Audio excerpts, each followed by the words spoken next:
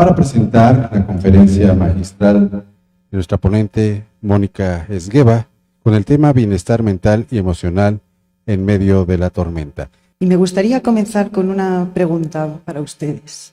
¿Alguna vez ¿Me escucháis bien? Sí. ¿Alguna vez os habéis preguntado, se han preguntado, nosotros en España llamamos de tú muchas veces, me van a perdonar, ¿cuánto del tiempo están ustedes concentrados en lo que están haciendo? ¿Se lo han preguntado alguna vez? ¿Sí? ¿Y cuánto porcentaje del tiempo creen que están conectados? ¿20%? No, por favor. Pues esta pregunta se lo hicieron en Harvard y hicieron una investigación. Y les dieron un teléfono a todos.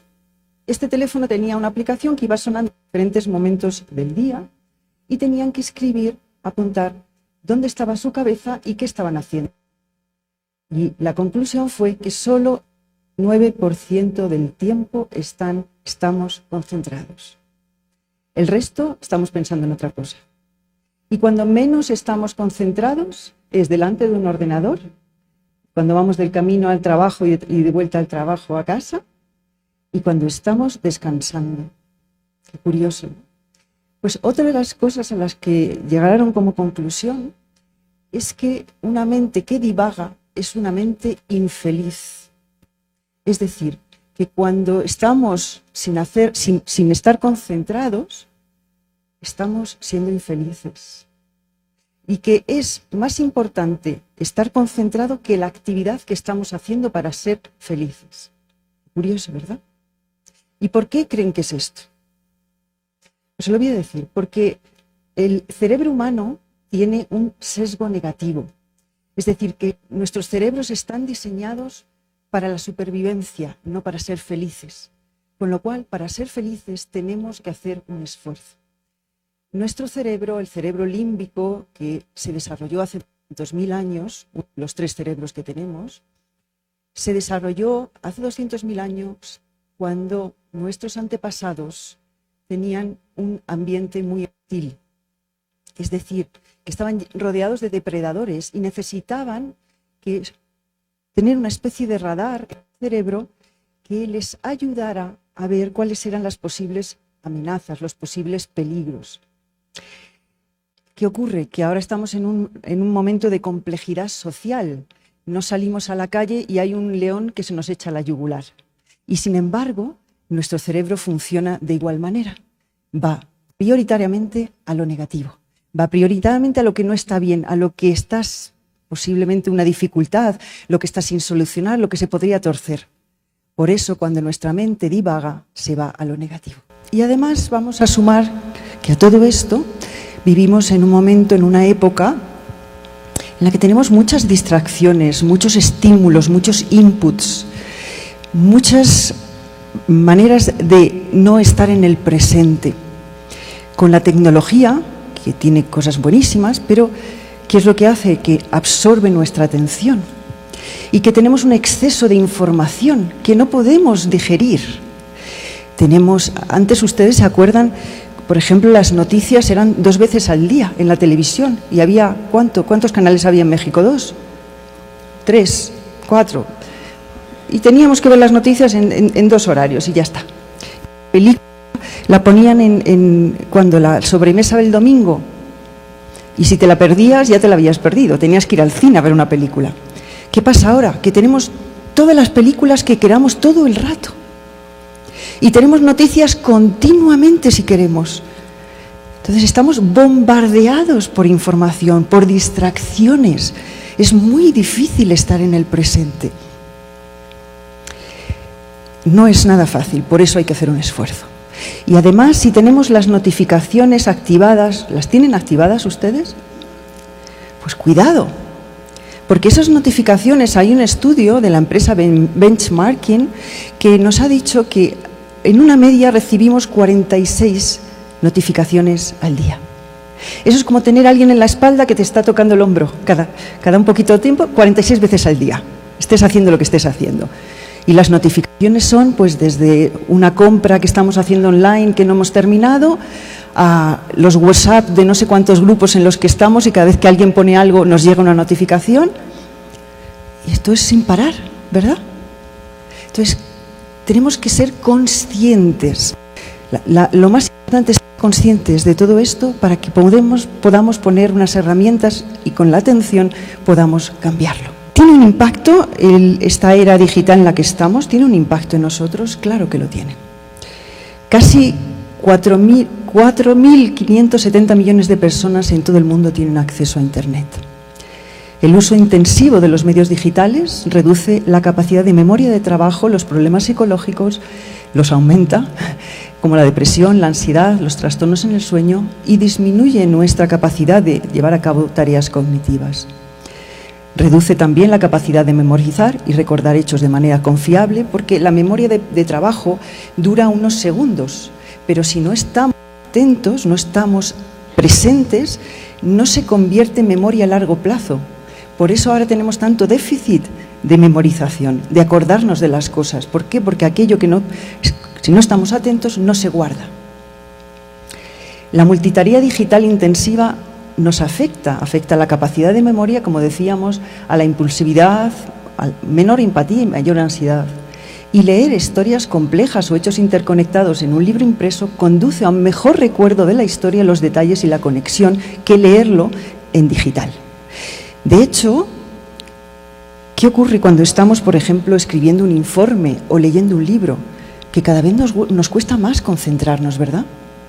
Hay gente que viene a mí y me dice, yo era un gran lector, pero ahora no puedo leer más de 2 páginas porque no me entero de lo que estoy leyendo y lo tengo que volver a repetir. Estamos en los mínimos, bajo mínimos la concentración.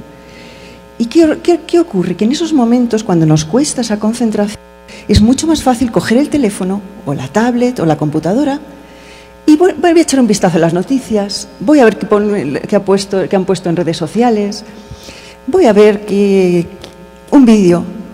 Y cuando nos damos cuenta, han pasado minutos, han pasado horas. Y no nos damos cuenta. ¿Por qué eso es mucho más fácil? Porque nos da un subidón de dopamina, el cerebro, que resulta muy placentero. ¿Y qué hace eso? Nos relaja, nos quita la tensión de la concentración y nos da placer. Pero ¿qué ocurre también? Que eso engancha. Entonces, mucho cuidado. Seamos conscientes. Y algunos datos para que sepamos de qué estamos hablando en México. Los mexicanos utilizan Internet 4,8 horas diarias. ¿Les parece poco o mucho? ¿Poco? ¿Quién ha dicho poco? Las personas que más lo utilizan son entre 12 y 34 años, con un consumo de 5,5 o entre 5,5 y 6,3 horas al día. Esto es una barbaridad. El 83,1% de la población mexicana utiliza Internet, lo que equivale a 100 millones de personas, no 100.000 millones. El 89,2% de los usuarios se conecta todos los días. Los mexicanos estáis en el 5º lugar del mundo que más tiempo pasa en Internet desde una computadora o tablet y el 10º desde un smartphone. Y el 87% de los mexicanos mayores de 13 años cuenta con alguna red social donde pasan al menos 3 horas y 17 minutos al día. Esto es mucho. Esto es mucho. ¿Y qué es lo que causa? Porque claro, esto no es inocuo, esto pasa factura. Esto tiene un coste para nosotros. ¿Cuál es el coste? Pues adicción. Todo esto es muy adictivo. ¿Y cómo? ¿Por qué se hace adictivo? Bueno, libera dopamina, que es lo que os acabo de explicar. La dopamina es el principal causante de las adicciones, sea la tecnología, sea las drogas, sea el alcohol, a lo que sea. Hay un subidón de placer, que es lo que libera y que libera endorfinas, nos hace sentir muy bien, pero ojo, hay un problema, que cuanto más lo hacemos, menos placer recibimos. Con lo cual necesitamos más hacerlo. ¿Para qué? Para recibir las mismas dosis de placer. Y esto es lo que nos engancha. Las apps y las plataformas están diseñadas para ser adictivas, es decir, tienen una interfaz que es muy atractivo, saben cómo engancharnos con recompensas, con notificaciones. Y es una forma de escapismo, de evadir los problemas emocionales o las situaciones estresantes en la vida real. Es mucho más fácil distraerme, estar con otras cosas en lugar de mirar mis problemas o mis dificultades y enfrentarme a ellas para solucionarlas. Me voy a entretener un rato y ese rato puede ser indefinido. La sensación de pertenencia y de compañía. Esto es muy importante hoy en día donde tantas personas se sienten solas. No significa que estén siempre o necesariamente solas, pero se sienten solas. Y Internet, la conexión a través de Internet, de las tecnologías, nos hace sentir que estamos en conexión con otros, aunque sea de forma digital. Y eso engancha. Y es más fácil que tener que realizar esas conexiones de manera personal, física. Nos dan amplia variedad de estímulos. Bueno, lo que decíamos, tenemos TikTok, YouTube, tenemos todas las redes sociales del mundo, tenemos películas una tras otra si queremos. Hay gente que se ve series y se ve 10 capítulos de series en un día. Entonces es muy difícil poner freno y al mismo tiempo tenemos que poner freno. Y la accesibilidad y disponibilidad constante, 24 horas al día, 7 días a la semana. ¿Cómo no nos vamos a enganchar? Entonces hay que tener mucha conciencia, insisto. ¿Y cómo podemos identificar esa adicción cuando se convierte en una adicción ya grave? Y que en muchos casos está siendo así. Cuando se usa excesivamente Internet, cuando hay una pérdida de control, cuando hay una preocupación constante por lo que está pasando en Internet y lo que se llama en inglés FOMO, que es Fear of Missing Out, es decir, el miedo a perderme algo, que esto ocurre muchísimo. Voy a ver si ha pasado algo en el rato que no he estado, a ver si he recibido algún mensaje, a ver si ha habido alguna noticia en el mundo. Estamos continuamente enganchados. Provoca aislamiento social, hay una negligencia de responsabilidades, es mucho más fácil estar ahí conectado con todas esas distracciones, tiene consecuencias negativas. Cuando hay un uso compulsivo, es decir, que ya no somos capaces de tener ese control sobre nosotros mismos. Y el síndrome de abstinencia, como cualquier otra adicción. Y vamos a ver algunos datos de salud mental que me parecen importantísimos, de nuevo para saber de qué estamos hablando. Alrededor del 25% de la población mexicana presenta algún problema de salud mental. Los dos principales trastornos de salud mental que afectan a la población de México y en general del mundo son siempre la ansiedad y la depresión. Los trastornos mentales afectan a 15 millones de mexicanos. Estamos hablando de algo bastante grave. El 19,3% de la población adulta tiene síntomas de ansiedad severa y el 31% revela ansiedad en algún grado. Hay un incremento en la tasa del síndrome de burnout, es decir, el trabajador quemado, con fatiga crónica, con insomnio, depresión en los entornos laborales. Esto cada vez es más común. Y en el mundo los trastornos mentales afectan casi a 450 millones de personas. Entonces, esto lo que trae es muchas respuestas emocionales, es decir, tristeza, insomnio, apetito, falta de apetito, enojo y exageradas, es decir, cuando todo esto sucede es que algo no está funcionando. Entonces, creo que merece la pena que entremos un poquito más. Y a mí me gusta entrar en la raíz. Y está bien el darnos cuenta de esos datos que son, creo, muy serios. Y está bien el que ir, cómo compensar eso, cómo sanarlo. Pero para poderlo sanar, a mi entender, hay que ir a la raíz. Siempre hay que ir a la raíz. ¿Por qué hay estos problemas de salud mental? ¿Qué hay detrás? Pues vamos a ver una cosa que creo que es muy importante, que es diferenciar entre dolor y sufrimiento. ¿Cuál sería la diferencia entre dolor y sufrimiento? ¿Hay alguien que me lo pudiera decir? Fantástico, fantástico. Efectivamente, no sé si todos lo han escuchado, el dolor es inevitable, el sufrimiento es opcional. ¿Por qué es inevitable? Porque por el simple hecho de tener un cuerpo, nosotros vamos a tener dolor. Me doy un golpe, voy caminando, me doy un golpe, me duele, no hay otra. Tengo una enfermedad, me va a doler. Es inevitable. No dolor físico, sino también dolor mental.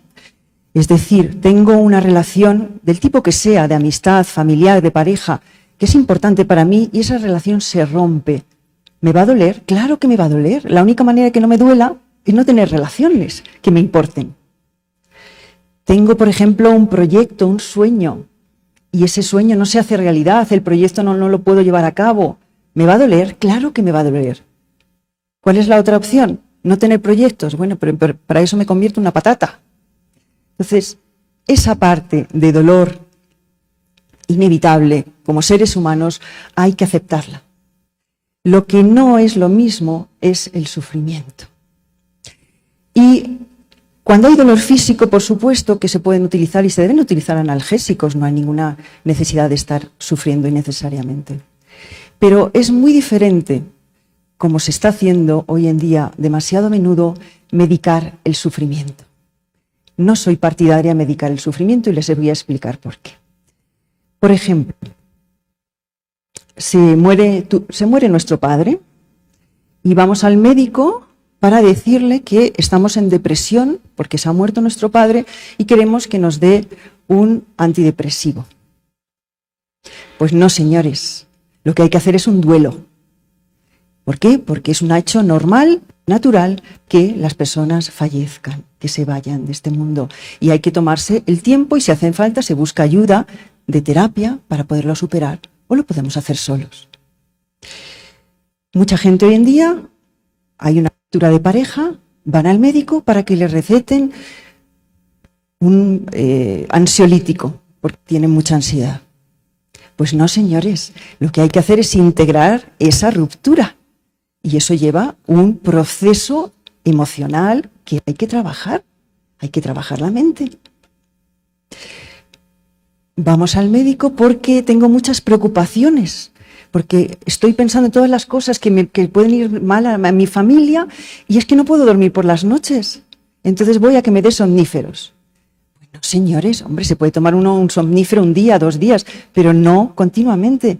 Lo que hay que hacer es que tengo que trabajar para dejar de preocuparme en esta vida. ¿Me siguen? Entonces, ocupémonos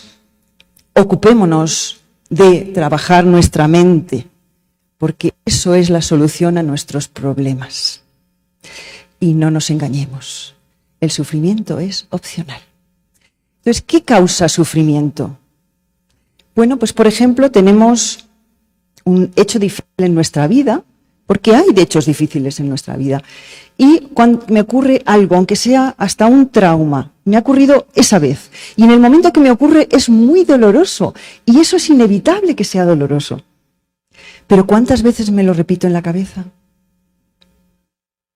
¿Cuántas veces nos lo repetimos en la cabeza? ¿Cuántas creemos? A veces cientos, miles de veces. Y eso es lo que causa sufrimiento. ¿Qué otras causas hay de sufrimiento? Por ejemplo, no darnos cuenta de la impermanencia de todo en esta vida. Creemos que las cosas van a durar para siempre cuando nos gustan, ¿verdad? Cuando no nos gustan, mejor que se vayan cuanto antes.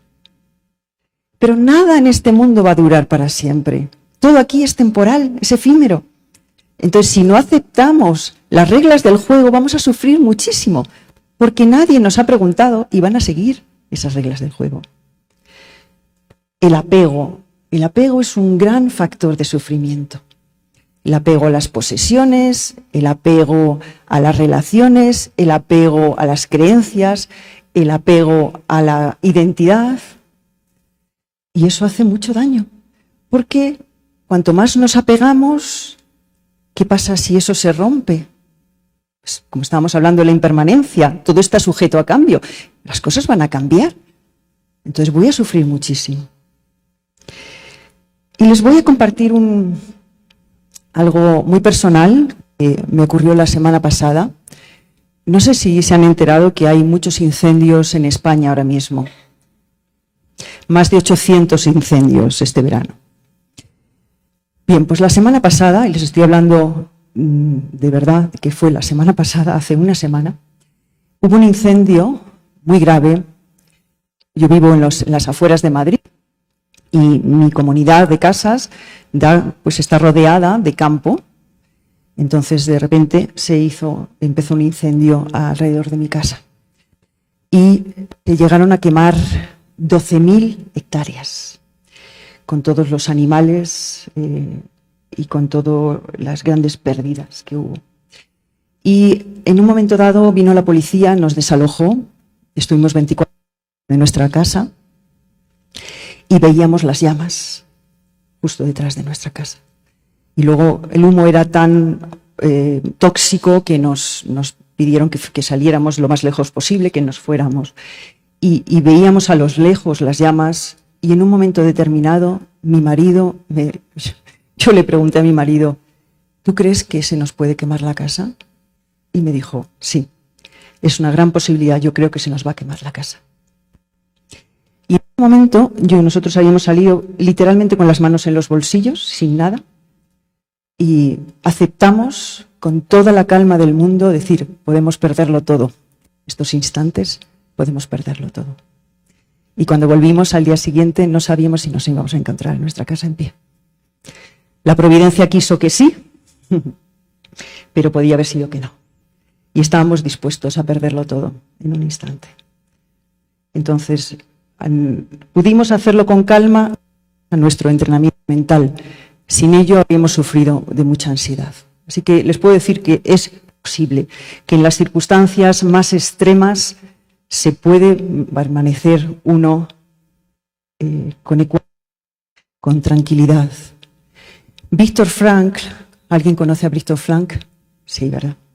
Bueno, pues Víctor Frankl, como saben, era un psiquiatra que estuvo en la época en Alemania, estuvo encarcelado en campos de concentración durante 2 años, en Dachau y en Auschwitz, y él observó, porque ya era psiquiatra por entonces, y él observó mucho qué es lo que hacía que en esas circunstancias hubiera personas que se convertían en verdaderos demonios y otros en verdaderos ángeles, y estaban en las mismas circunstancias tan extremas. Yo creo que se puede pasar, no debe haber muchas circunstancias tan extremas como estar en un campo de concentración, donde te quitan tu casa, tu familia, tu dinero, tu dignidad. Y él decía, aún en las circunstancias más extremas, tenemos la última de las libertades. Y la última de las libertades es elegir tu actitud y tu comportamiento. Entonces, tengámoslo presente. No achaquemos a las circunstancias externas nuestro estado interno. Nuestro bienestar depende solo de nosotros. Obviamente que en circunstancias más fáciles es más fácil mantener ese equilibrio, pero es posible también en circunstancias extremas, claro que sí. Entonces, hay que entrenarse cuando las cosas nos van bien para cuando no nos van bien, porque la vida está llena de dificultades, de retos, de vicisitudes, y no podemos ir a la primera, caer en depresión, en ansiedad e ir a pedir la pastilla. Hombre, podemos, pero no es lo más aconsejable. Entonces, hay alternativas, que es trabajar nuestra mente, trabajar nuestro corazón, trabajar nuestra estructura emocional, elegir los pensamientos, interpretaciones. ¿Qué interpretaciones hacemos de lo que nos ocurre? Eso es lo más importante.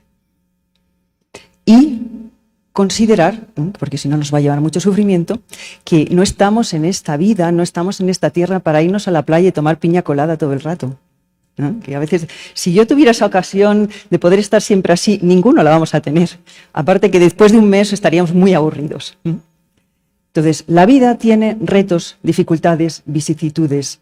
Hay que superarlos. Hemos venido a este mundo a aprender, a desarrollarnos, no a tumbarnos a la bartola. Entonces, cuando ya partimos de esa base, hay muchas más posibilidades de que dejemos de sufrir. Y las buenas noticias es que aun cuando no sentimos que estamos entrenados, porque nadie nos ha entrenado, de ninguno de los que estamos aquí, hemos ido a una escuela donde nos entrenaran la mente, el corazón, la estructura emocional, la inteligencia emocional, ninguno, ¿verdad? Ninguno. Las buenas noticias es que se puede aprender cuando somos mayores. ¿Y por qué se puede aprender? Por la neuroplasticidad. Nuestro cerebro es plástico. Curiosamente, hasta hace pocas décadas, los científicos creían que nacíamos con un número de neuronas, más o menos hasta los 20, 25 años se estabilizaban y de conexiones sinápticas, y que después se mantenían y luego empezaban a deteriorarse. Afortunadamente esto no es cierto. Ahora se sabe que nuestro cerebro es plástico y esto significa que seguimos dando a luz a nuevas neuronas, por así decirlo, y a nuevas conexiones sinápticas. Y esto va a depender de muchas cosas que ahora vamos a ver.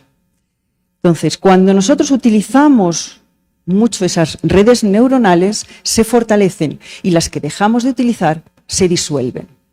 Y seguimos creando esas nuevas neuronas, sobre todo en el hipocampo, la neurogénesis.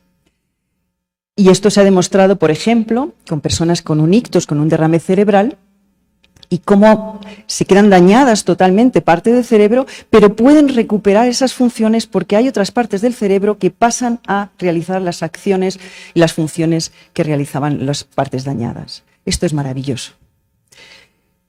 Entonces, como metáfora de cómo funciona nuestro cerebro, imagínense cuando se van a dar un paseo por el bosque. Y hay un camino que ya está abierto, trillado, porque hemos pasado muchas veces por ahí. Y hay una parte del bosque que está totalmente salvaje, ¿no? Con piedras, con arbustos, que hay un arroyo que pasa por ahí. ¿Qué es lo que nos cuesta más y qué es lo que nos resulta más fácil? Nos resulta más fácil el camino que ya hemos pasado muchas veces, ¿verdad? Esos son los hábitos, las tendencias. Si ya lo hemos hecho muchas veces va a ser mucho más fácil. Entonces, esas son las conexiones sinápticas que ya están fortalecidas. Pero no significa que no podamos ir por el camino nuevo. Y de hecho, cuantas más veces caminemos por ese nuevo camino, vamos a hacerlo más grande, más fácil, una autopista. Entonces, va a depender de nosotros. ¿Dónde vamos a poner nuestro foco y nuestra atención? ¿Qué es lo que vamos a repetir más veces? Teniendo esto en cuenta, vamos a ver cómo se ha demostrado esto. Bien, hay un estudio que se publicó, que hicieron en Canadá, publicaron en la revista Lancet, con adolescentes. Y comprobaron que los adolescentes que pasaban más de 3 horas enganchados a Internet eran mucho más proclives a sufrir de ansiedad y depresión que los que no estaban tanto tiempo. ¿Por qué? ¿Cómo lo vieron? Vieron que aumentaba la materia gris, la cantidad de materia gris en la parte del neocórtex, que es la parte, como saben, frontal, más elaborada, más desarrollada de los seres humanos. Lo que ahí sucedía es que las partes que están encargadas del control de las emociones y el control de los impulsos descendían, la cantidad de materia gris ahí descendía. Es decir, que se va modificando nuestro cerebro con nuestros comportamientos, con lo que más alimentemos. Hay otro estudio muy interesante de la científica Sara Lazar de Harvard y quiso comprobar si había algún tipo de movimiento en el cerebro, si se podía comprobar que la meditación tiene un impacto en nuestro cerebro. Entonces lo que hizo es, cogió a un grupo de control, que siempre se hace, y otro grupo que aprendieron unas clases básicas, que son de mindfulness, un curso que se hace en todo el mundo, durante 8 semanas. Y les pidieron que practicaran 30 minutos al día. ¿Ustedes creen que hubo algún tipo de modificación en su cerebro? ¿Sí? Sí, efectivamente, la hubo. Y lo que se comprobó sobre todo era que el hipocampo, había más materia gris. El hipocampo es muy importante para los seres humanos porque ahí se guardan las memorias a largo plazo, por ejemplo, nos sirve como orientación espacial, para el aprendizaje, para el control del estrés. Pues ahí aumentaba la materia gris. Aumentaba la materia gris en el córtex prefrontal posterior, que está muy encargado directamente, por ejemplo, de la autorregulación, de nuestras emociones, de nuestros impulsos y de la toma de decisiones y de la atención. Esta parte y otras partes relacionadas con todo esto crecieron. Y una sorpresa muy grande fue que disminuyó el tamaño de la amígdala. La amígdala está directamente conectada con las emociones y, sobre todo, eso significa que tenían menos estrés y menos ansiedad. Entonces parece que esto funciona. Hay otro estudio que me gusta mucho, un estudio que hicieron en Londres, la Universidad de Londres. ¿Alguno de ustedes ha estado en Londres? Bueno, yo viví en Londres un poco menos de un año y Londres, lo habrán visto en las películas, Londres es una ciudad que está muy esparcida, que no tiene edificios altos. Y es casi como un enjambre aquello, las calles son muy difíciles de manejar en ellas.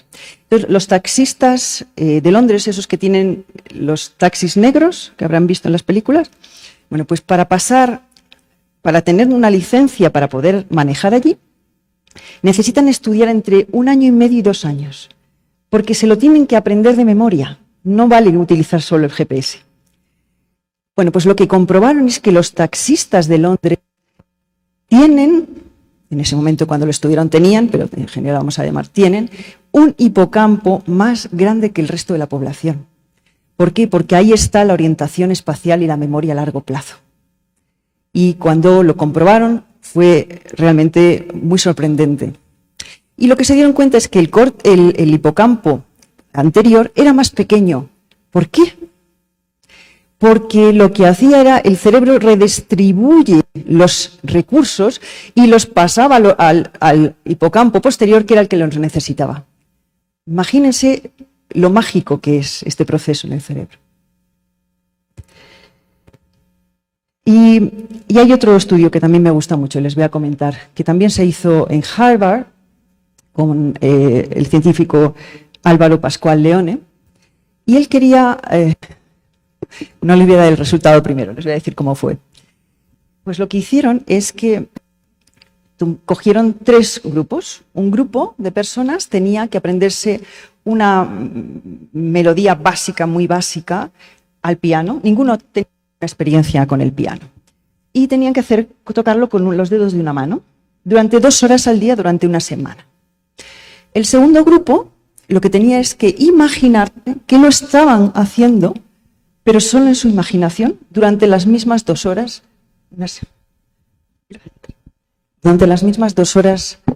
durante una semana. Y un grupo de control que no hacía nada. Pues les hacían un mapeo cerebral, obviamente, para ver si había alguna diferencia antes y después. Y lo que comprobaron es que aquellos que tocaron la melodía con los dedos de una mano, hubo una mayor cantidad de materia gris en el córtex motor, que se ocupa del movimiento. Pero lo más sorprendente es que las personas que habían solo imaginado tocar con una mano, también experimentaron una mayor cantidad de materia gris en el córtex motor, casi tan grande como los que habían tocado. Impresionante, ¿no? ¿Qué quiere decir esto? Esto quiere decir que nosotros podemos modificar nuestro propio cerebro con el pensamiento y que el cerebro no conoce la diferencia entre algo que está ocurriendo de verdad y algo que imaginamos vívidamente. Entonces, claro, la plasticidad cerebral se puede utilizar para algo positivo o para algo negativo. Y seamos conscientes o no, estamos modificando continuamente nuestro cerebro. Entonces es mejor hacerlo de manera consciente. Los pensamientos cambian, modifican nuestro cerebro. Las acciones, los comportamientos que repetimos más también. Por eso tenemos que ser muy cuidadosos en cómo pasamos nuestro tiempo, cómo gastamos nuestro dinero, de qué personas nos rodeamos, qué valores tenemos y llevamos a cabo en nuestra vida, cuáles son nuestras motivaciones, porque todo esto va cambiando el cerebro. ¿Me siguen? Bien. ¡Ay, los caballos salvajes!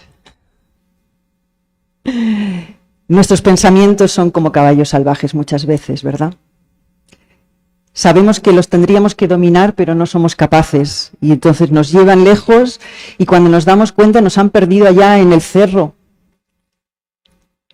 ¿Y qué hacemos entonces? Pues mi consejo es primero calmen los pensamientos.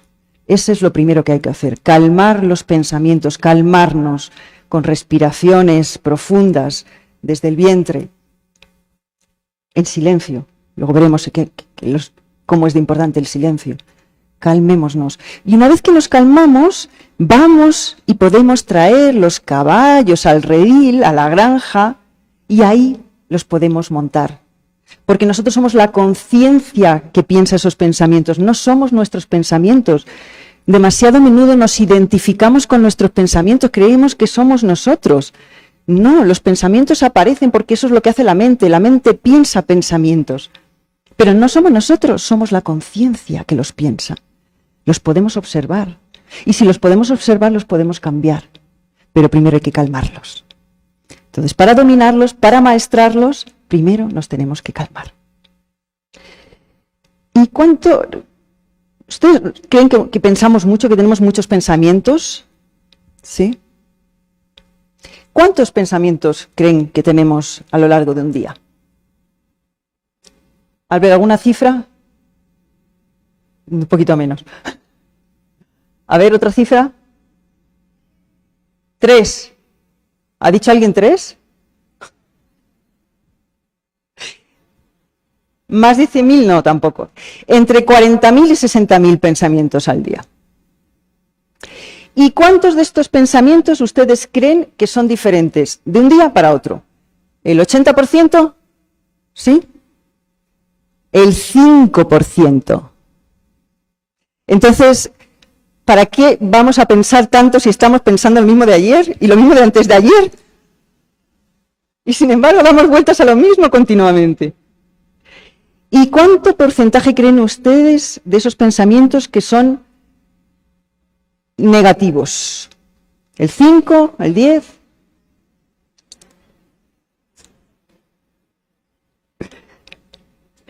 El 80% de nuestros pensamientos son negativos. Entonces, vamos a utilizar la neuroplasticidad para empezar a cambiarlos. Porque no nos hacen ningún bien. Y ahí somos nosotros los que tenemos la potestad, nadie entra en nuestra cabeza.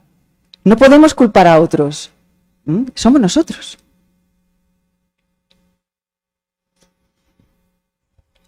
El silencio creo que hoy en día es el gran olvidado, ¿no? Estamos siempre rellenando los silencios. Nos incomoda el silencio, nos molesta. No nos cae bien este silencio. ¿Y qué hacemos? El teléfono, las redes sociales, las noticias. Me voy a comunicar con alguien, voy a mandar algún WhatsApp, ¿verdad? El silencio es muy importante, muy importante. Hay un estudio que hizo Timothy Wilton, un psicólogo de la Universidad de Virginia, muy interesante, estoy segura que les va a gustar. Es un estudio que se hizo con un número de personas que se quería averiguar cuánto toleramos el silencio, si nos gusta estar en silencio o no hoy en día.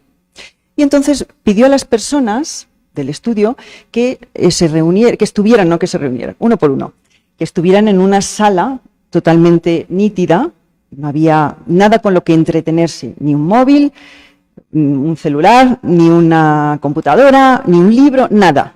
Solo había un botón. Y ese botón, si apretabas ese botón, te iba a caer una descarga eléctrica. Una cosa leve, pero una descarga eléctrica. Lo que hicieron es que les dejaron que lo probaran antes, para que no lo tocaran por si acaso, por pura curiosidad, y supieran lo que significaba. Bien, pues fueron uno por uno, y ¿ustedes creen que alguien tocó, porque era la única distracción que había, tocar el botón? ¿Ustedes creen que alguien tocó el botón? Sí. ¿Cuánto más o menos? Vamos a poner, ¿cuántos hombres creen que lo tocaron? No. Hombre, no, pobres. Un porcentaje. 80, 60, 60. Bueno, el 67% de los hombres lo tocaron. ¿Y mujeres? Tampoco el 100%, qué poca confianza. El 25% de las mujeres. Hubo una persona que lo tocó 190 veces en 15 minutos. Esa es la versión que hay al silencio. Obviamente lo quitaron del estudio para que no modificara la media.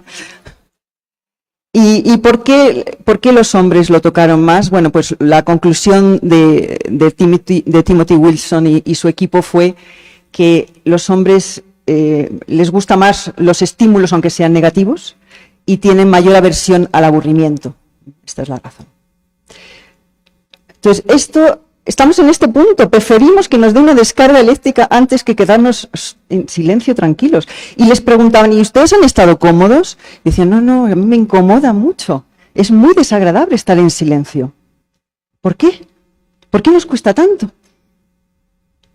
Probablemente porque no nos gusta la introspección. No nos gusta ir hacia adentro. ¿Qué nos vamos a encontrar cuando vamos hacia adentro? Con nosotros mismos. Y no queremos encontrarnos con nosotros mismos, pero preferimos distraernos con una película, con un vídeo, con una serie, con las noticias, con algo. Pero hay que encontrarse con uno mismo, porque si no, ¿cómo vamos a mejorarnos? ¿Cómo vamos a disfrutar de la vida? Es imposible. Hubo un estudio en Italia que hicieron con ratones y querían ver si los ratones también, si les influía el silencio o no, o la música, para desarrollar mayor número de células en el cerebro, mayor número de neuronas, es decir, iban a medir si había algún cambio de neurogénesis, este es el término, en el hipocampo. Bueno, pues lo que hicieron es, los ratones les pusieron un tiempo en silencio, un tiempo con música, con ruidos naturales, es decir, por ejemplo, el ruido del agua, del viento, y en una tercera fase con música tranquila.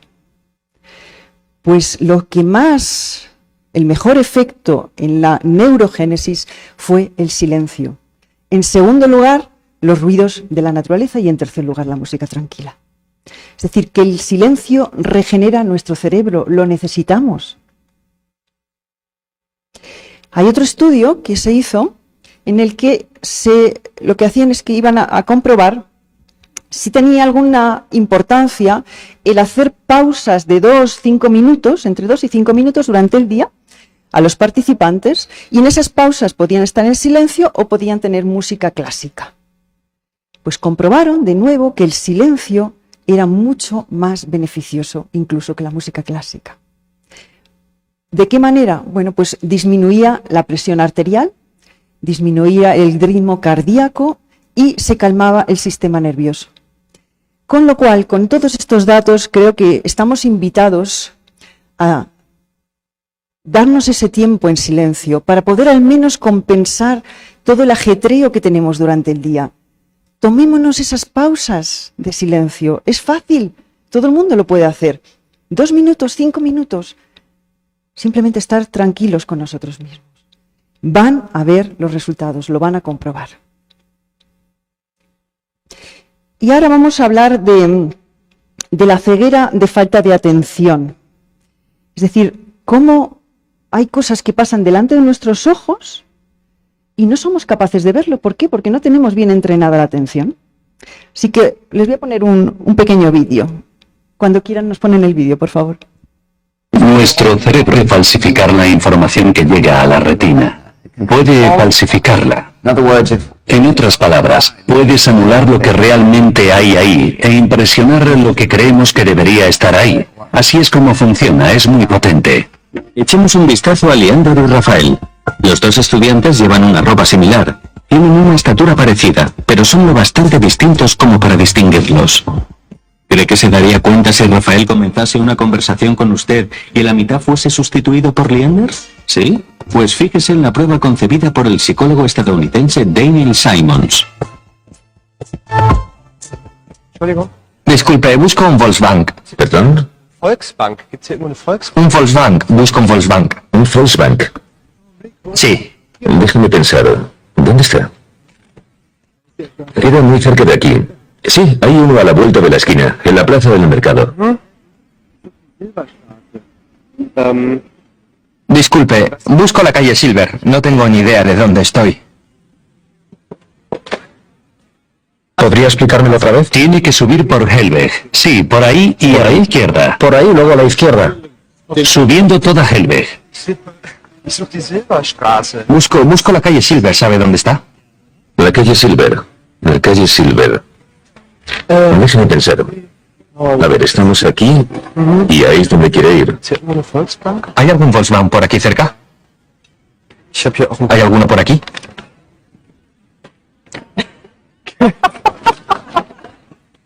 Ich suche die Silberstraße. Ich suche die Silberstraße. Busco la calle Silver. Busco la calle Silver. La verdad es que yo tampoco soy de aquí. Okay. Bueno, pues la calle Silver. Por si se creen que es un experimento fingido, se realizó por primera vez en el campus de una universidad estadounidense en 1998. Desde entonces se ha llevado a cabo innumerables veces. En todas las pruebas, más de la mitad de la gente no se daba cuenta de nada.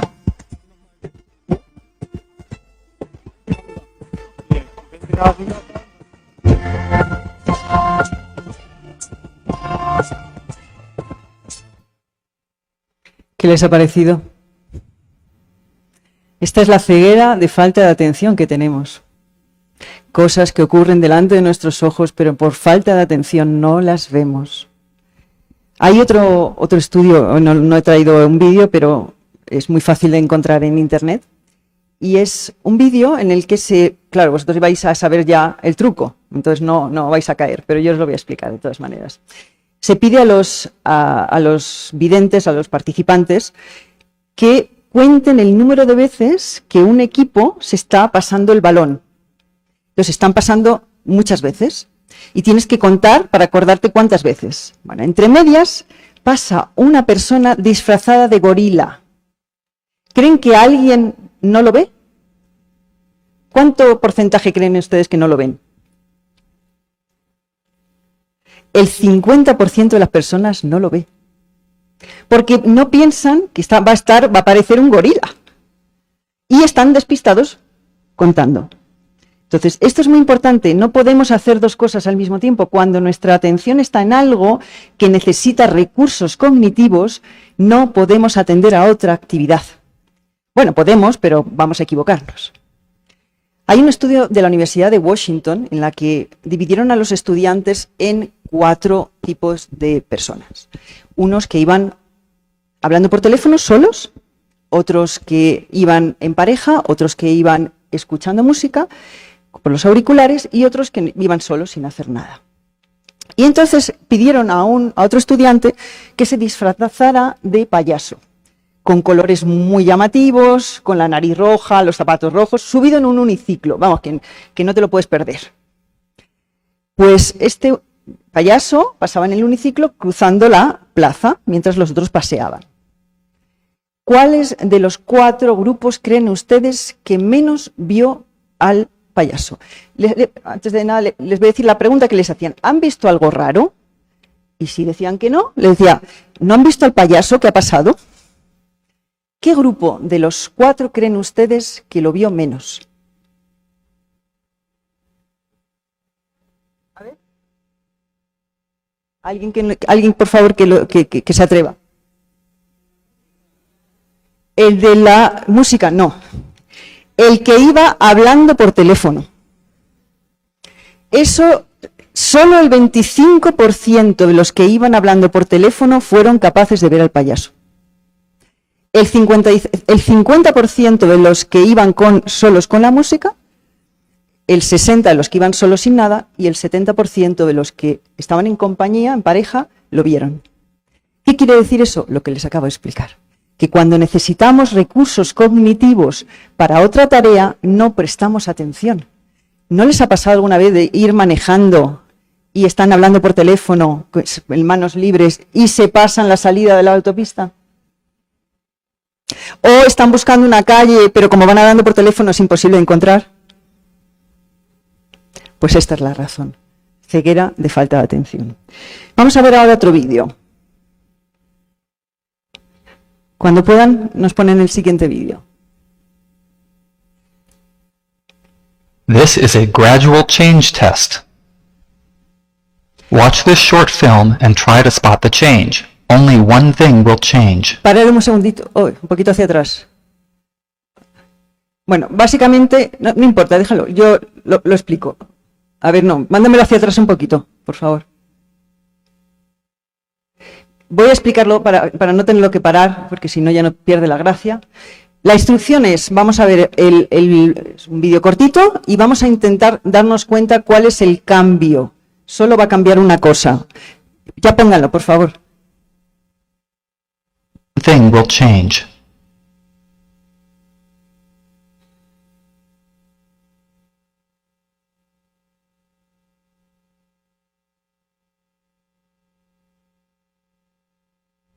Did you see it? Few people notice it, even though it happened in plain sight. ¿Se dieron cuenta de lo que pasó? Here's what changed. Ahora vamos a verlo. ¿Alguien se dio cuenta? Difícil, ¿eh? We think changes draw attention, but we don't realize how much we can miss. We're blind to our own change blindness. Now that you know what's changing, you can actually see the change happening. It just doesn't draw your attention automatically. Ahora que sabemos, vamos a ver. Watch it again. Saber exactamente lo que ha cambiado, y ahora sí que lo vamos a ver. Porque sabemos dónde mirar. ¿Verdad? Our overconfidence that we will notice such changes reflects an everyday illusion, the illusion of attention. Claro, el exceso de confianza que tenemos, que vamos a darnos cuenta de los cambios, refleja esa ilusión, la ilusión de la atención. No tenemos esa capacidad de atención tan desarrollada.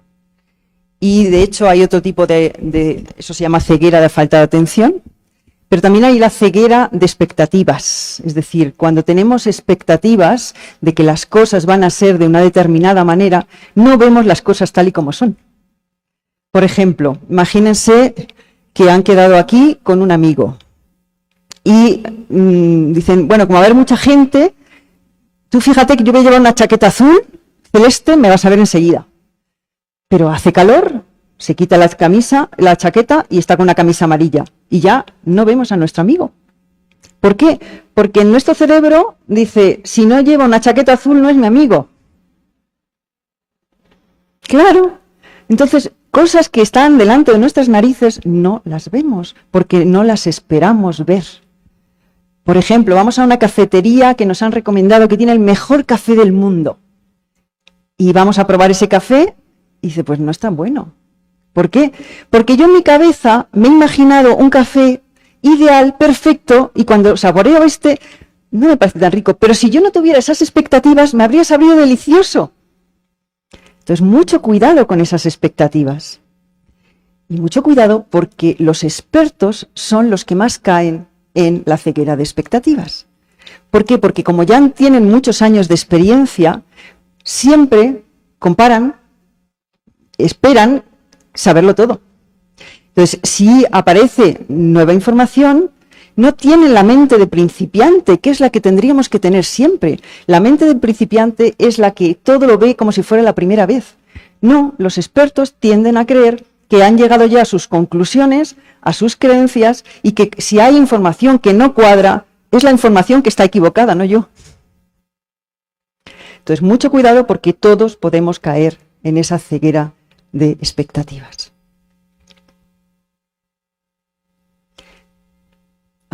Vamos a hacer una pequeña prueba de memoria, a ver cómo andan ustedes de memoria, atención.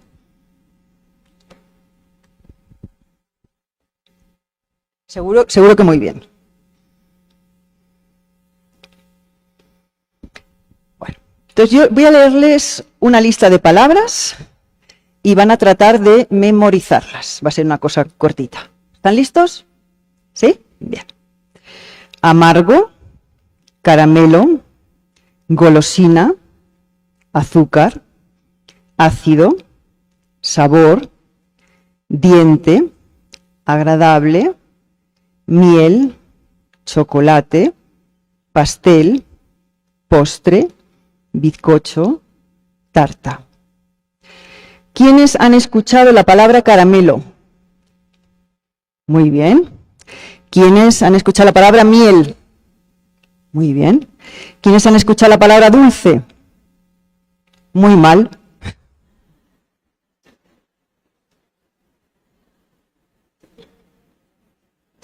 ¿Qué pasó? ¿Qué pasó aquí? Eso son lo que se llaman falsas memorias. Pero bueno, tranquilos, porque esto no solo les ha ocurrido a ustedes. Cuando se repite este estudio, esta prueba, ocurre que el 70% de las personas están convencidas de que han escuchado la palabra dulce. ¿Y por qué sucede esto? Sucede porque nuestro cerebro rellena los huecos con asociaciones. Entonces, inventa la palabra dulce porque simplemente encaja en el patrón. Y eso es una memoria falsa. Nosotros tenemos el sesgo de generalización. Nuestro cerebro padece de este sesgo y lo que hace es que interpreta más que percibir. Y cuando hay una información, vamos a decir, ambigua, entonces prioriza la coherencia sobre la precisión. Esta es la razón por la cual escucharon la palabra dulce cuando no había palabra dulce. Y esto es importante mantenerlo en la mente. ¿Por qué? Porque hay que recordar lo fácil que es distorsionar la realidad. Y esto lleva a malentendidos, a estrés innecesario y a tomar decisiones que son dañinas en nuestro día a día. Así que mucho cuidado. Y cuando hablamos de bienestar mental y emocional, como estamos hablando hoy, no hay que olvidar pues una cosa muy importante, que es el estrés y la ansiedad, que es uno de los grandes padecimientos, o quizá el gran padecimiento del siglo XXI. El estrés no es malo. En sí mismo el estrés no es malo. El estrés forma parte de nuestros mecanismos como mamíferos para hacer frente a situaciones puntuales que lo necesitamos, como puede ser cuando estamos haciendo una competición deportiva, por ejemplo, o cuando vamos a hablar en público. El estrés es necesario para dar el do de pecho, para hacer lo mejor posible. Los mamíferos lo tienen. Por ejemplo, una cebra en la sabana, cuando es perseguida por un león, está en estrés. Y es fantástico porque le hace sacar todos sus recursos para correr lo más rápido posible y escaparse del león. Y si el león se despista o va a perseguir a otra cebra, la cebra que tenía ese estrés vuelve rápidamente a un equilibrio homeostático, a un equilibrio de todo el cuerpo. ¿Por qué? Porque ya pasó el peligro. El problema con los seres humanos es que hemos inventado grandes cosas, como Internet, como el baile de salón, pero hemos inventado una cosa que es el estrés psicológico. Y eso es preocuparse por lo que ya ocurrió, preocuparse por lo que podría ocurrir y preocuparse por los demás. Es decir, que tenemos causas infinitas de estrés. Este es nuestro gran problema. Vamos a ver cómo funciona ese mecanismo del estrés. Imagínense que están en un atasco, que no hace falta mucha imaginación por lo que he visto aquí en México. Entonces, imagínense que están en ese atasco, manejando, y tienen una cita importante y ya ven que llegan tarde. Y además viene una ambulancia que quiere pasar y que no hay hueco donde pasar, qué nervios, y encima están taladrando el cemento en la autovía o en la autopista. ¿Y qué hace nuestro organismo? ¡Oh! Estrés, estrés. Ese es el mecanismo adecuado. ¿Para qué? Para la lucha o para la huida. Entonces se activan todas las hormonas del estrés, el cortisol, la adrenalina, la noradrenalina. ¿Por qué? Porque necesitamos bombear más sangre, tiene que haber un ritmo cardíaco mucho más elevado, porque tiene que ir sangre al cerebro rápidamente, porque lo que está interpretando es que estamos en una situación de peligro. y necesitamos una claridad mental, porque nuestra vida depende de ello. Y a los músculos, ¿para qué? Para pelearme o para huir. Pero estoy en un atasco, no puedo ni pelearme ni huir, ni hay un peligro para mí. Entonces, las hormonas del estrés se activan. Pero lo que tiene es que como el sistema nervioso simpático tiene predominancia sobre el parasimpático, esas hormonas del estrés, cuando ya ha terminado el atasco, ya ha llegado a la cita, aunque haya sido tarde, pero ya ha pasado todo, se quedan horas en nosotros.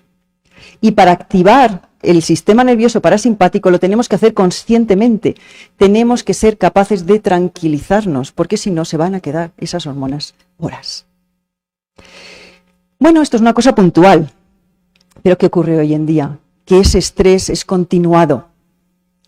Es un día y otro día y otro día.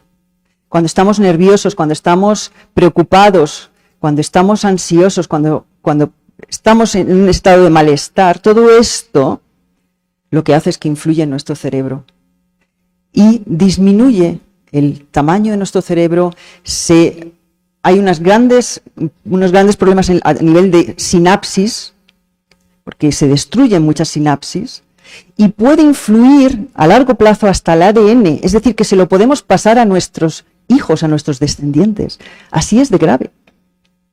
El hipocampo es una de las partes del cerebro más afectadas, y el hipocampo, como decíamos antes, ahí están las memorias a largo plazo, está nuestra capacidad de aprendizaje y está incluso nuestra capacidad de gestionar el estrés. Es el cerebro, el estrés encoge el hipocampo, menor cantidad de materia gris. Y hay muchos sistemas, cuando estamos en esa posición de estrés puntual, que es un peligro, que podría ser, imagínense, van a un banco y entra un atracador. Pues es muy necesario esa capacidad de estrés, porque sí que voy a tener que huir o pelearme, pero no en un atasco y no en las situaciones diarias. Y esto se va extendiendo, se va extendiendo. Entonces, ¿qué ocurre? Que como toda la atención para salvarnos de ese peligro va a que esas hormonas del estrés nos preparen el cerebro en la claridad para saber qué salida tenemos que tomar y en los músculos para huir o para pelearnos, hace que otros sistemas se queden en pausa, como puede ser la vejiga, como puede ser el sistema gastrointestinal, como puede ser el sistema inmunitario. Y de ahí que tengamos tantas enfermedades relacionadas con el estrés. Nos quedamos muy debilitados. Entonces, cuidado, cuidado. El estrés está muy normalizado en nuestra sociedad y no debería ser así. Y hay un estudio muy interesante que les voy a comentar, que hicieron con ratones. Se dieron cuenta que a los ratones, si les daban un número suficiente de descargas eléctricas, esos ratones desarrollaban úlcera de estómago. La úlcera de estómago nosotros tenemos una bacteria que se llama Helicobacter pylori, exactamente, gracias, que solo se activa, podemos convivir con ella, pero se activa con el estrés y ahí empieza a ser perniciosa. Bueno, pues los ratones también les ocurre. Cuando les daban un número suficiente de descargas eléctricas, desarrollaban úlcera de estómago. Y entonces pensaron, bueno, ¿y qué pasa si a lo mejor hay atenuantes? Y si hay atenuantes, vamos a intentar comprobar cuáles son y si con eso no desarrollan o si desarrollan. Entonces lo que hacían es, les daban las descargas eléctricas y luego les daban un trozo de madera para roerlo después. Pues si les hacían eso, no desarrollaban úlcera de estómago. En otra ocasión lo que hacían es, les ponían una rata con la que se llevaban bien, después de las descargas eléctricas, a que se dieran cariño y se acicalaran. Cuando eso ocurría, no desarrollaban estrés. En otra ocasión les enseñaban a tocar una palanca y si tocaban la palanca, los ratones podían parar las descargas eléctricas. Pues en esa ocasión tampoco desarrollaban úlcera de estómago. Y el cuarto componente era, les daban unas luces que les avisaban que iban a empezar las descargas eléctricas y les avisaban cuando iban a parar. En ese caso tampoco desarrollaban úlcera de estómago. Qué curioso, ¿verdad? ¿Cómo lo podemos aplicar nosotros a los seres humanos? Muy fácil. Si tenemos un hombro sobre el que llorar, si sentimos que nuestra vida no está empeorando, si sentimos que tenemos un cierto control sobre nuestra vida, es decir, que no nos sentimos víctimas de las circunstancias, si tenemos capacidad de expresar nuestra frustración, las circunstancias difíciles no tienen por qué convertirse en estresantes. Y lo más importante, lo esencial, que eso no lo tienen los ratones, es que nosotros somos capaces de reinterpretar las circunstancias. Si reinterpretamos las circunstancias de una manera positiva, las circunstancias difíciles, las situaciones difíciles, no tienen por qué convertirse en estresantes. Es decir, si a todo le podemos sacar una enseñanza, una lección, entonces, pase lo que pase, tiene sentido y no tenemos por qué desarrollar ningún tipo de ansiedad o enfermedad. Y creo que esto está en las manos de todos nosotros, ¿cierto?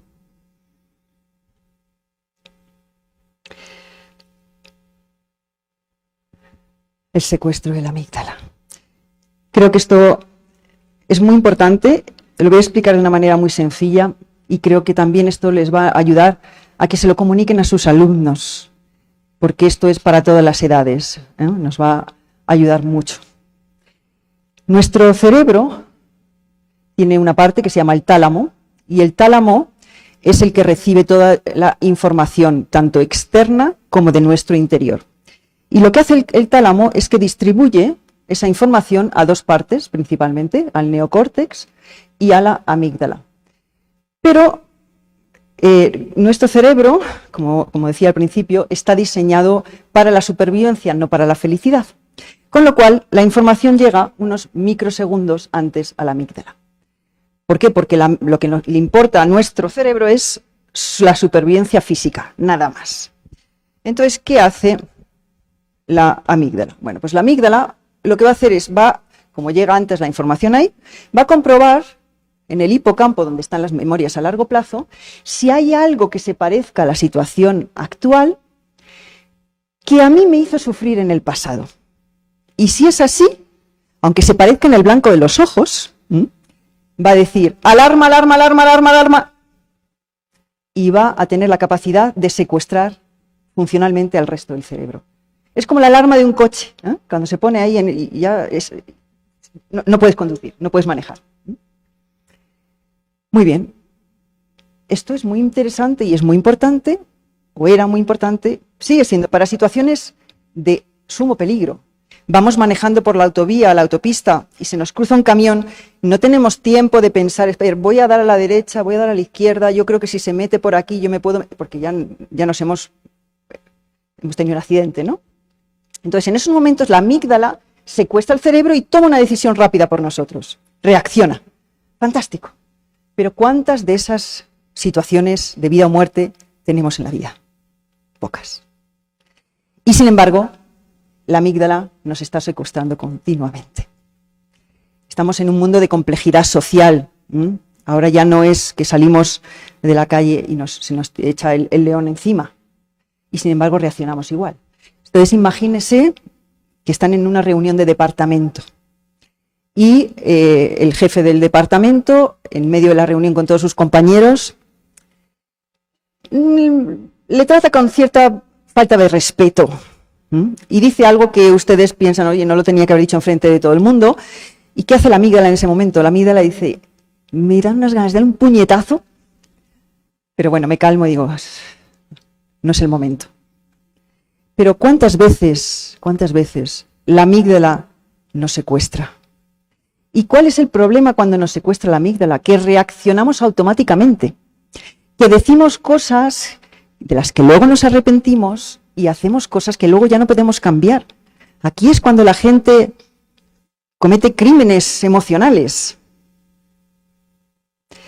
Y no hace falta ir tan lejos, ¿no? Luego me vamos a pedir perdón a la persona, no tenía que haberte dicho eso, es que no me he dado cuenta, es que no he sido capaz de controlarme. Pues ahora van a identificar cuando les está secuestrando la amígdala. Y cuando les esté secuestrando la amígdala, manténganse calladitos. No decimos nada ni hacemos nada, por si acaso, porque no va a ser lo más beneficioso. Y luego nos vamos a arrepentir.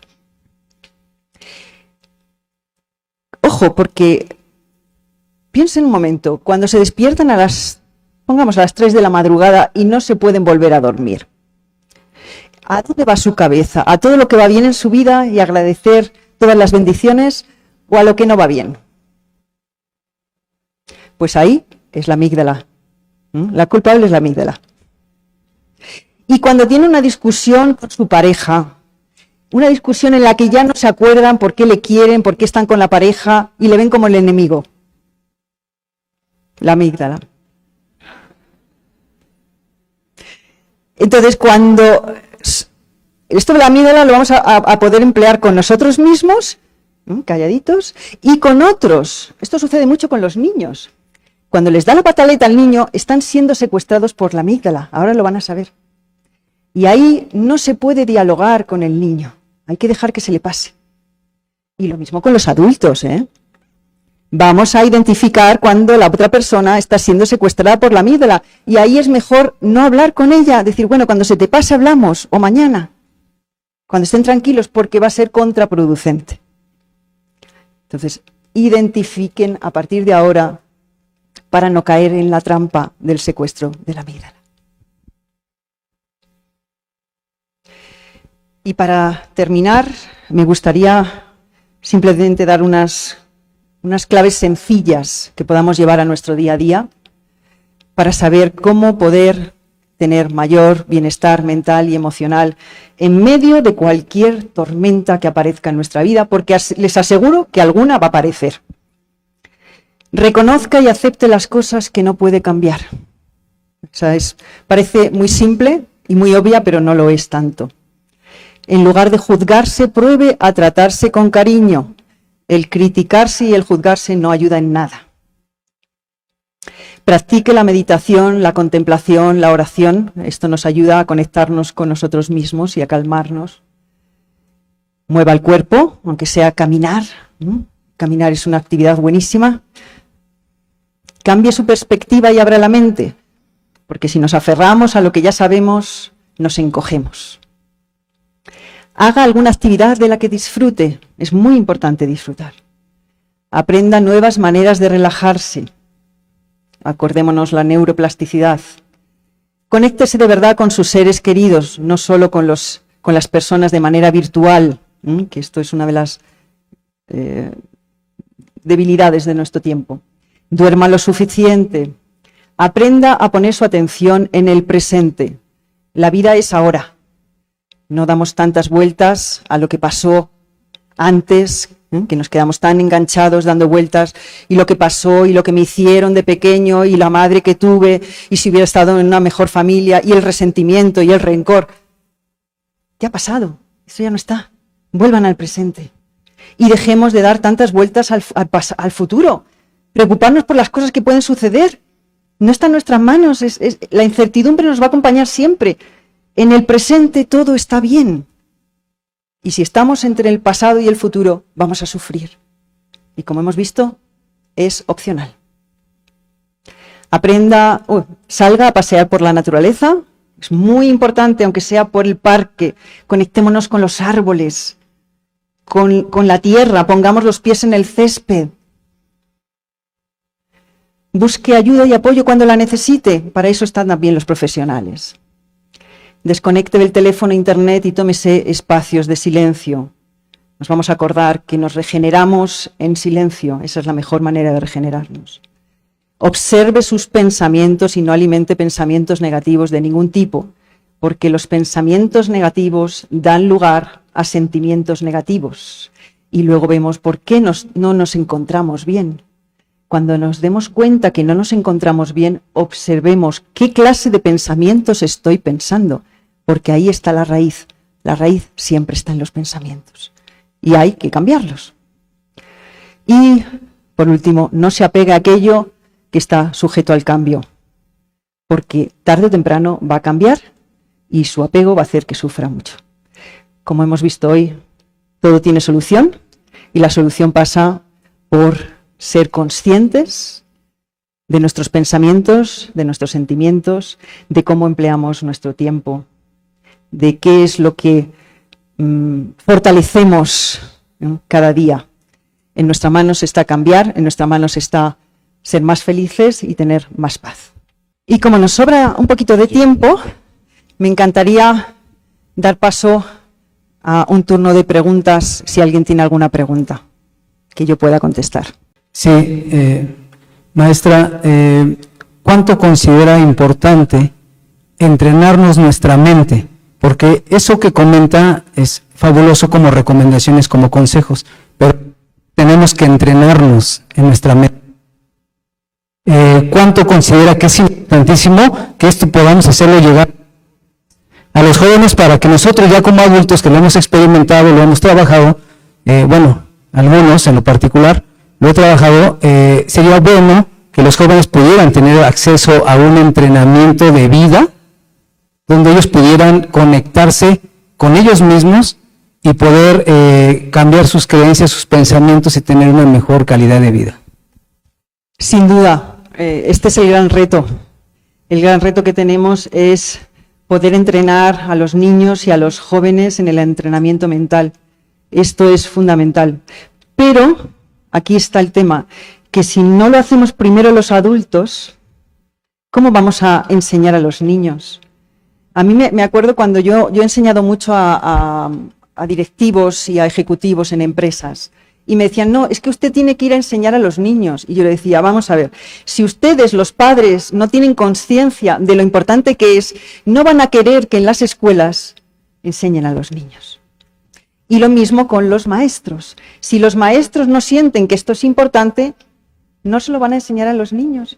Entonces empieza por los adultos y a continuación, por supuesto que sí, es fundamental. A mí me hubiera encantado que me hubieran enseñado esto de niña. No me lo enseñaron. Yo tuve que irme al Tíbet y a Nepal y estudiar con los lamas tibetanos, que iba una vez cada año, me quedaba 2 o 3 meses aprendiendo con ellos a cómo funciona nuestra mente y cómo manejarla, cómo manejar nuestros pensamientos, cómo dominarlos, cómo estar en control. Entonces, si no hemos aprendido de pequeños, aprendamos de mayores. Y una vez que aprendamos, comuniquémoselo a los niños, a los jóvenes. Es muy necesario. Estamos viendo cómo la inteligencia artificial está tomando, y lo que es todo lo que he explicado, la tecnología, está tomando el mando de nuestra vida. No puede ser, porque no nos va a llevar a un buen lugar. Tenemos que compensarlo con esta capacidad que tenemos los seres humanos de estar al mando de nuestra mente, pero hay que entrenarla, y esa es la clave. Lo has dicho muy bien, el entrenamiento mental. Gracias por su intervención. Ha sido muy elocuente. Algo que me pareció extraño y sin embargo lo felicito, es que usó un término, oración. En un mundo ateo, donde no nos es permitido hablar de tales conceptos como la trascendencia, nos hemos perdido como seres humanos. Antes se decía gracias a Dios o Dios mediante, y ahora decimos mediante yo, porque yo y porque puedo. Y eso nos ha hecho vacíos. Dios ya no cabe en nuestras vidas ni en nuestra sociedad. Y en la medida que le hemos ido sacando de las aulas, de nuestras conciencias, de nuestros gobiernos, nos hemos vuelto más salvajes, egoístas, insípidos y sabelotodos. Hablaba de la experiencia de los tibetanos. En Guayamón, Campeche, hay unos monjes de recién creación, y esa experiencia de vivir con ellos donde el silencio es fundamental, donde la naturaleza nos habla del mismo Dios, y donde de 14 horas solo hay 1 hora para comer, desayunar, cenar, estudiar y hacer algún ejercicio, y lo demás es oración, el tiempo se va. A veces ni siquiera hay que orar, a veces solo hay que pararse frente a un lugar donde la naturaleza esté. Ni siquiera un templo, baste un jardín, en el mismo carro a veces. Y hacer silencio, algo maravilloso que también planteó, de 3 minutos y la vida cambia. ¿Cuánto nos ahorraríamos de problemas de salud? De compañeros nuestros que al terminar su gestión de trabajo, les queda más que el hospital porque planeaciones y planeaciones y semanas y reuniones. Todo es importante, menos el ser humano. Si nuestra autoridad competente pudiese escucharnos y darnos un tiempo para nosotros, sería fabuloso. Somos la materia prima de la educación en el Estado de México. Somos importantes. El que es ateo, la palabra oración, o el que cree en una situación diversa respecto de lo teológico, no lo va a poder comprender hasta que lo viva. Pero la oración no es estar repitiendo, la oración es el silencio mismo, conmigo, con la creación y con mi Creador. Gracias por la gentileza de su atención y por el silencio maravilloso que esta aula ha hecho para escucharme. A todos bendiciones. Bendiciones a usted y una solidaridad con las necesidades tan apremiantes. Cuando no es el agua, es el fuego. Pero España, como hermana, le ha llovido. Mi solidaridad con su pueblo, con su familia y con su persona. Gracias.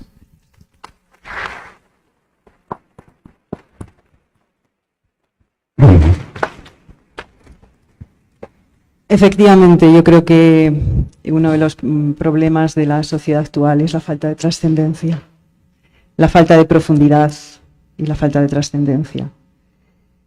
Y la trascendencia no es la religión, es aquello que va más allá de nosotros mismos, y aquello que nos trasciende es un principio humano que mucha gente ha olvidado.